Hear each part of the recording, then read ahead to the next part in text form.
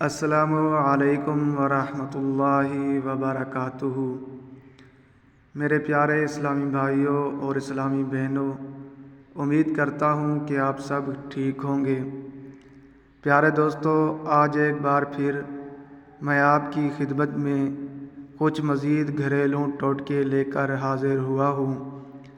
ناظرین محترم، جن لوگوں کو بادی بواسیر، کھانسی یا پھر دمہ کی مرض ہو ان کے لیے، اور جن لوگوں کو نزلہ زکام کی شکایت رہتی ہو وہ لوگ ہلکی آنچ پر 2-4 ہری مرچیں پکا کر کھائے تو بہت فائدہ ہوگا۔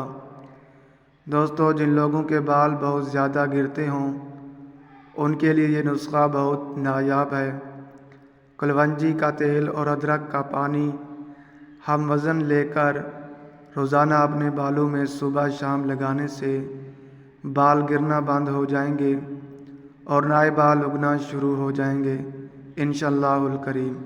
ناظرین، آدھے چنے کے برابر کالی مرچ کا سفوف دہی کی لسی میں ملا کر پیا جائے تو بد ہضمی اور بوجھل پن ختم ہو جاتا ہے۔ اگر اسٹوڈنٹس صبح شام 1 چمچ شہد چاٹ لیا کریں تو اس سے وہ زیادہ دیر تک پڑھ بھی سکتے ہیں اور جو پڑھا اسے یاد بھی رکھ سکتے ہیں۔ وہ لوگ جن کے معدہ میں تیزابیت زیادہ ہو جاتی ہے انہیں چاہیے کہ تازہ سیبوں کا رس خوب استعمال کریں، اس سے معدہ درست ہوگا۔ موٹاپا کم کرنے کے لیے ہر روز 5 دانے خشک انجیر کھانا بے حد مفید ہے۔ انجیر کھانے سے خون صاف ہو جاتا ہے اور رنگت نکھرتی ہے۔ امید ہے کہ آج کی ویڈیو آپ کو اچھی لگی ہوگی۔ اگر اچھی لگی ہے تو اس کو لائک کر دیں۔